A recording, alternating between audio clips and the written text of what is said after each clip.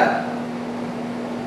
en el continente, por un lado, el turista independiente que desea viajar mucho, sobre todo a Baños, a Otavalo, a Montañita o a Vilcabamba, ¿verdad? Que son los puntos turísticos. Pero eso es lo que ya tenemos, y usted me está preguntando qué es lo que no tenemos. Entonces, aventurarnos en otro tipo de mercados, por ejemplo, crear el mapa del turismo para el viajero joven, identificar, posicionar a través de la utilización de herramientas de información geográfica, ¿verdad? Todo un mapa donde se ubiquen el equipamiento y las facilidades que están dispuestos a satisfacer las necesidades del joven, es decir, hoteles más económicos pero sin que sacrifiquen confort, servicios de alimentación que estén también acordes a las normas de seguridad alimentaria pero que no cuesten mucho, dotar de otro tipo de servicios como comunicaciones, tanto de internet, celular, cosas que necesitan los jóvenes, y crear un plan de promoción que esté ligado a promocionar tanto al destino como a los servicios a través de las llamadas redes sociales como Twitter, Facebook, High Five o cualquier otro tipo de red social que vaya a ese mercado. Por un lado al mercado de jóvenes nacionales y por otro lado a un mercado de jóvenes latinoamericanos, ¿verdad? Como una fase inicial, y luego pudiésemos nosotros aventurarnos con otro tipo de mercados de viajeros provenientes de lugares más distantes. Allí le he dado una herramienta diferente, alternativa de atraer un tipo de turismo que a lo mejor no viene, o que si viene no se ha cuantificado, y si no se ha cuantificado además no se ha conocido qué demandas tiene y necesita, por mencionarlo. Pero tenemos otros tipos de mercados a los que se pudiesen atender: el turismo científico, el turismo gay, el turismo educativo, el turismo de salud. Es decir, existen múltiples mercados a los que pudiesen estarse atrayendo si es que se dota de la planificación primero adecuada, y luego si es que se llega a esos mercados a través de los canales que normalmente estos mercados están consultando como fuente de información. ¿Usted considera que si obviamos el recurso del petróleo, el país podría sostenerse con el turismo económicamente? Es bien complicado, no es imposible, pero tampoco es fácil. Hay que reconocer que el turismo no es la primera actividad, al igual que tampoco lo es el banano, ni tampoco lo es el camarón, ni ninguna otra actividad agrícola, ¿verdad?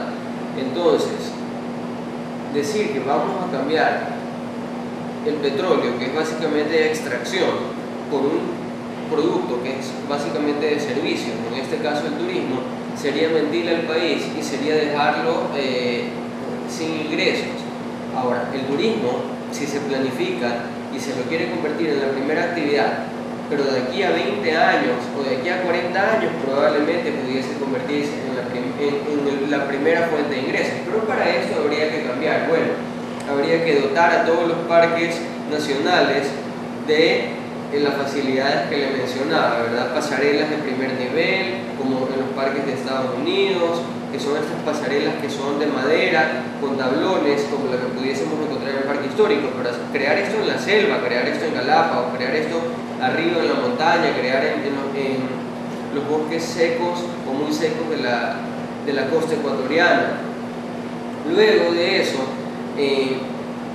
cambiar la forma en la que la empresa privada, es decir, los que tienen el equipamiento para proveer alimentos y alojamiento, están haciendo las cosas. Hacerlo con normas internacionales para que pueda servir tanto a un inglés como a un ecuatoriano, sin miedo a que se enferme, sin miedo a que se vaya con dengue o cualquier otro tipo de enfermedades tropicales, porque se están ofreciendo las condiciones fitosanitarias adecuadas tanto para que coma como para que se aloje. Y esto requiere también, obvio, capacitar al recurso humano, no únicamente al que sale de universidades como la nuestra, sino además al que produce de forma independiente y que a lo mejor no tiene una educación formal. Es como enseñarle a la gente a decir, ok, vas a vender, pero aprendes que el que vende no es el que cobra, porque si no estás tocando los alimentos con la misma mano que tocas la plata. O sea, son cosas tan básicas como estas que hay que ir cambiando. Okay. Hay lugares, por ejemplo, de Amazonía que no son muy visitadas por nosotros turistas ecuatorianos. ¿Cómo puede hacer para que nosotros conozcamos más nuestra cultura en vez de esperar viajar a otros países? ¿Qué opciones daría usted a nosotros turistas ecuatorianos? Ya, allí primero hay que identificar la motivación. Tenemos que reconocer que no todo el mundo está interesado en ver todas las cosas y que así como hay variedades para la música, hay variedades para el turismo. Puede que a algunos les guste la salsa, a otros el rock and roll. Exactamente igual es en el turismo. A lo mejor el turismo nacional, por desconocimiento o por ideas preconcebidas, no desean conocer la Amazonía. Tampoco podemos forzar a nadie a que visite algo. Pero lo que sí se puede hacer es dotar a la Amazonía de las facilidades necesarias para recibir a turistas, sean estos nacionales o extranjeros. A partir de eso, crear cualquier plan de promoción. Pero en la Amazonía donde falta todo, en la Amazonía donde lo primero que hay que hacer es elevar la calidad de vida de la gente, dotándolos de servicios que a lo mejor en las ciudades tenemos. Luego de esto podríamos pensar en que el nacional quisiera ir o desplazarse a conocer de una forma más económica, ¿no? Por decirlo así. O sea, ¿podría mencionar cuáles son los lugares más visitados del país? Ya, definitivamente de acuerdo a los datos de migración y de la del INEC, el destino más visitado en el Ecuador es Galápagos. Entre ellos, en el Ecuador continental, en cambio, bueno, está básicamente Quito, Otavalo, Baños, Montañita, Cuenca, Vilcabamba. Y a ver, hagamos una pausa aquí y el tema Guayaquil.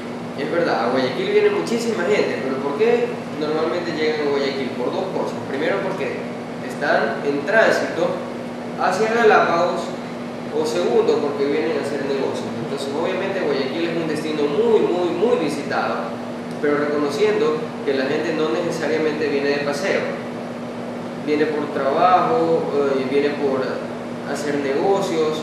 Igual es una forma válida de hacer turismo, el turista de negocios. Igual el turista de negocios requiere de un hotel, requiere de un restaurante, requiere de un buen teatro, de un lugar donde hacer compras y estimula la economía. Entonces hay que reconocer que a diferencia del turista que llega al resto del país, que está en las calles visitando, a lo mejor el turista que llega a Guayaquil está en oficinas trabajando, pero sale de esto y necesita disfrutar de lo que la ciudad puede ofrecer. Así que Guayaquil también es muy visitada. Por eso faltan camas de lunes a viernes en la ciudad.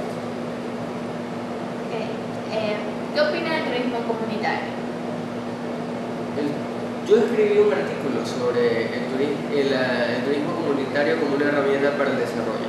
El turista, normalmente, el turista moderno, tiende a elegir este tipo de servicios no tradicionales y que sobre todo le permiten individualizar su experiencia en el destino.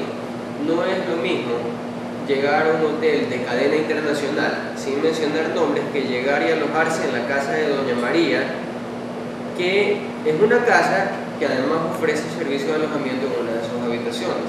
La experiencia es totalmente distinta. Lo que tengo que hacer es que la casa de Doña María esté en las condiciones adecuadas para recibir al turista internacional o nacional, que aquella persona que llegue a esa casa no tenga que sacrificar ni una gota de confort por estar haciendo el servicio de turismo comunitario, que después de haber recorrido la aldea, la población, los bosques aledaños, la montaña aledaña, la playa o lo que sea, pueda llegar a una cama cómoda, limpia y a una ducha que tenga todos los servicios.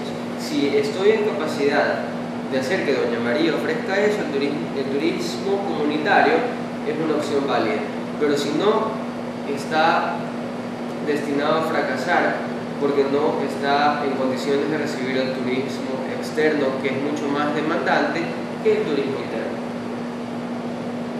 Por experiencia previa, ¿cuáles son los mejores recuerdos que se llevan de nuestro país de extranjeros? Bueno, depende también de dónde se está. Por ejemplo, de la costa se lleva la calidez de la gente.